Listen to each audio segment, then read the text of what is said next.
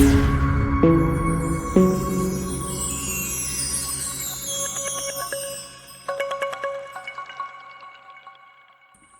Everyone, Har Har Mahadev. હું છું અંકિતા ગોસ્વામી. તો આજે અમારો સેકન્ડ બ્લોગ આવી રહ્યો છે. તો કે હું મોસ્ટ ઓફ ટુરિસ્ટના આજ બ્લોગ મૂકું છું. આજ અમે લોકો જુનાગઢની અંદર દાતાર જઈએ છીએ. અમે લોકો એન્ટર થઈ ગયા છે જંગલની અંદર. આગળ ફોરેસ્ટનું ચેકિંગ થાય છે. ત્યાં તમે કોઈ પણ પ્લાસ્ટિકની બોટલ અથવા તો નાસ્તો લઈને આવો તો આગળ અલાઉડ નથી. તો કોઈ પણ ઘરેથી લઈને ના આવો, અને જો લઈને આવો તો આગળ ત્યાં એક્સચેન્જ બધું કરવાનું રહેશે. ચલો હું તમને બતાવું છું આગળ કેવો માહોલ છે.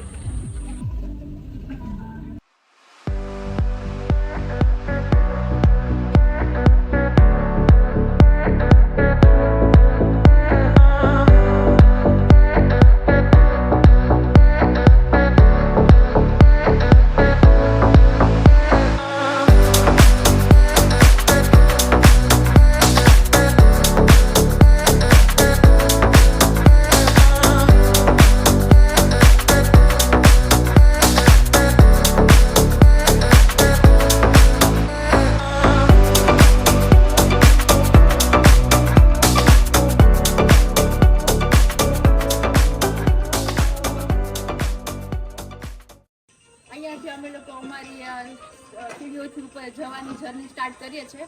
આઈ થિંક કદાચ બધા એવું કહે છે કે 3000 પગથિયાની આસપાસ છે. તો જોઈએ છે આગળનો રસ્તો કેવો છે, અને આગળનો બધો માહોલ હું તમને બતાવીશ.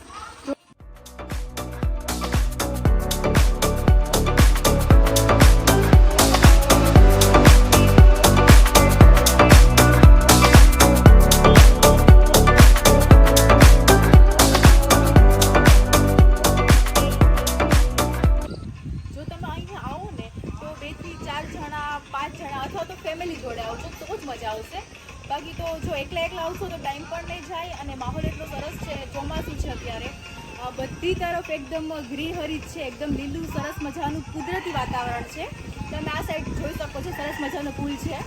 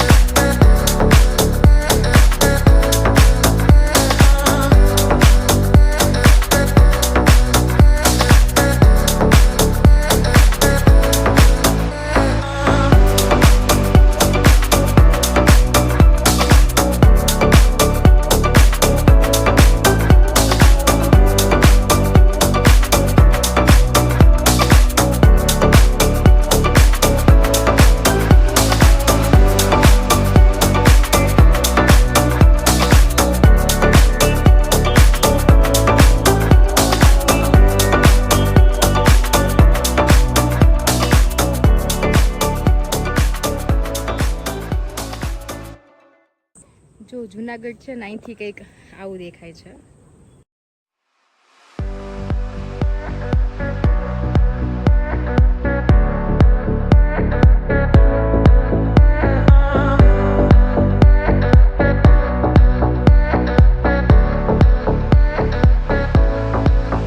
કેટલી બધી વનસ્પતિ છે, ખબર નહીં આ શું હોય. પણ એક ઝાડ તો સીતાફળ જેવું હતું, પણ સીતાફળ નતા એટલે કોઈએ શું સીતાફળ સમજીને ખાઈ ન લેવું. જો આ ઝાડ છે ને સીતાફળ જેવું લાગે છે, પણ સીતાફળ નથી એટલે કોઈ ખાઈ ન લેતા અહીંયા આવીને. ખબર નહીં કે એ જંગલની કંઈક વનસ્પતિ હશે આયુર્વેદિક. જો અહીંના પગથિયા છે ને કંઈક આવા છે, ને અહીંયા ખબર નહીં આ લોકો શું લેવાના આ બધું લખતા હશે. આવું કદાચ ખબર નહીં પ્રેમી પંખીડા હશે. પણ હું તો એમ કહીશ કે આપણું કુદરતી નેચર વાતાવરણ છે ને, કદાચ એને ન બગાડીએ, જો આવું નવું રાખીએ ને તો એ જ વધારે સારું છે. આ છે અમારા જેનુબેન અને શિવાંશભાઈ. જેનુબેન, જેનું હાઈ કર ઠીક બાઈ કે કાચું અત્યારે તો લાઈવ માં લઈ જાઓ. જો આગળ મેં તમને બતાવ્યું હતું ને કે સીતાફળ જેવું છે, પણ અમારા રુદ્રભાઈએ સર્ચ કરીને જોઈ પણ લીધું. એમ કહે છે કે એને મોરિન્ડા કહેવાય છે. એટલે હવે એમ ટ્રાય કરીએ છીએ કે આ ખવાય કે ના યુટ્યુબમાં સર્ચ મારીને.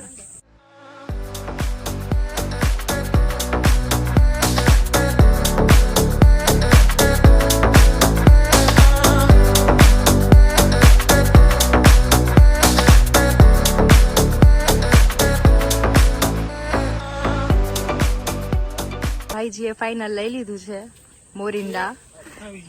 ને પાકેલું છે એટલે કદાચ જોઈએ હવે કેવું લાગે ખાવામાં. જો આ છે મોરિન્ડા.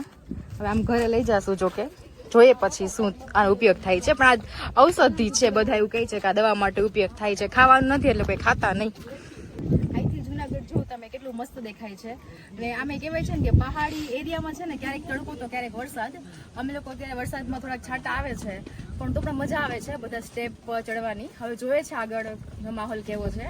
અને જંગલમાં બહુ બધી કેટલી બધા વૃક્ષ ઔષધિ મળે છે. એટલે કોઈ પણ આ પ્રાકૃતિક વસ્તુનો હું તો એમ માનીશ ને કે છેડખાની ન કરવી જોઈએ. જસ્ટ હું તો ખાલી આ બતાવું છું.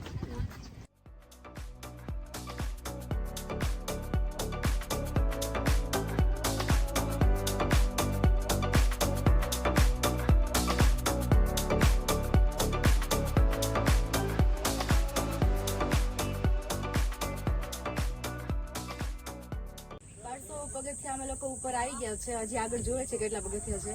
પણ 1200 પગથિયામાં જ મારી તો શ્વાસ ફૂલવા માંડી. એટલે જયારે બીપી ની તકલીફ હોય ચોકલેટ ભેગી લેતા આવો છો, બાકી એમાં ભેગું નહીં થાય.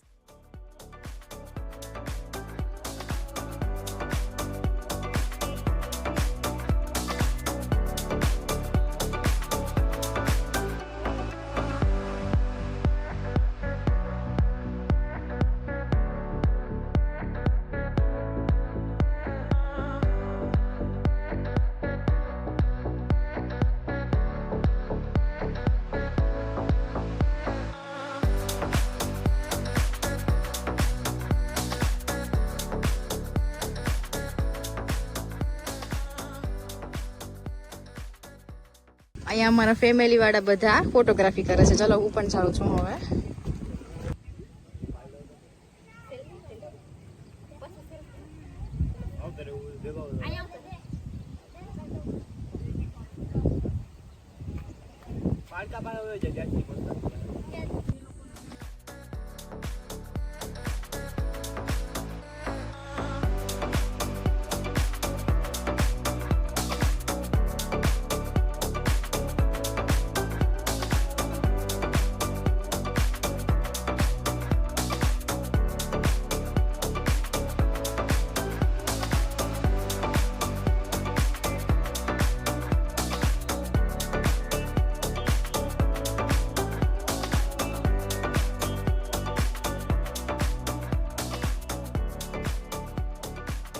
વરસાદ આવ્યો.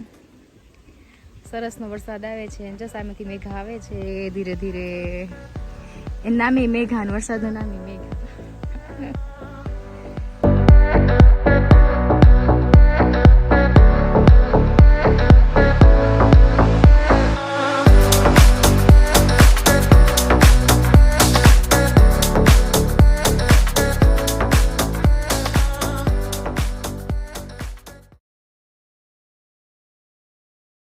જો આ સાઈડ બે રસ્તા છે. એક રસ્તો આ બાજુ છે, એક રસ્તો સીડી છે.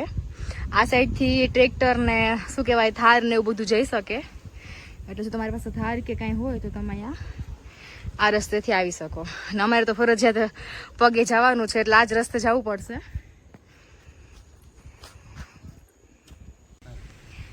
આપણે અત્યારે છે હાથી પથ્થરની બાજુમાં. તો અહીંથી 2300 પગથિયા અહીં પહોંચ્યા છે અમે. અને તમે જોઈ શકો છો કે અહીંયા હાથી જેવા આકારનો એક પથ્થર છે. આને હાથી પથ્થર કહેવાય છે.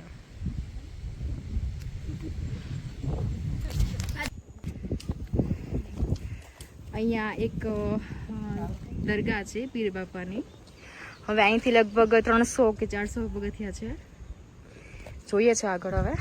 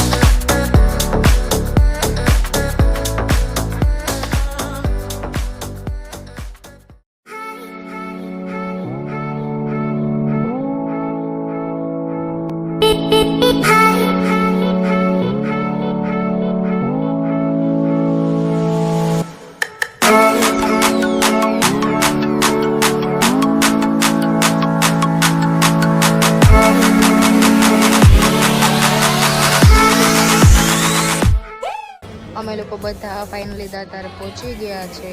જો આવું દેખાય છે.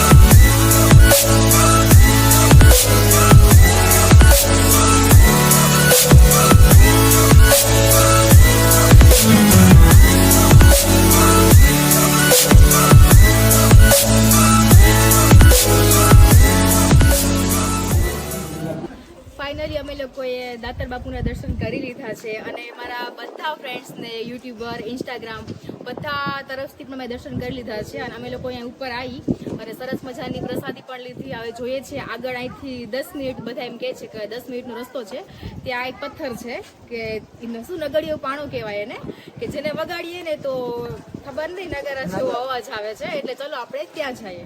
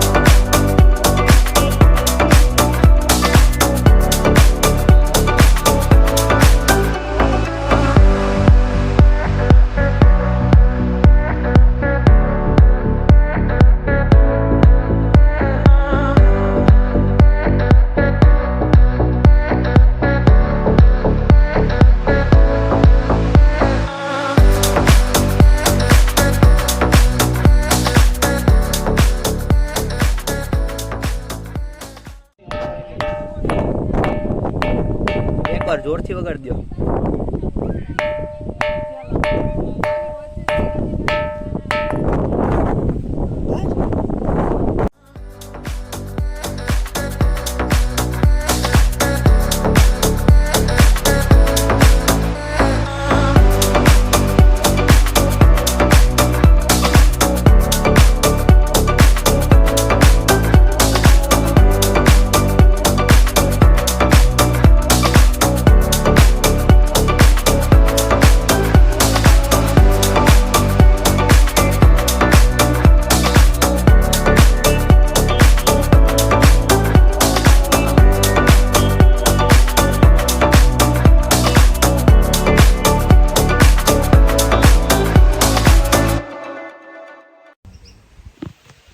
બપોરના 3-3:30 થયા છે અને અમે લોકો તે પાછા રિટર્ન જઈએ છીએ.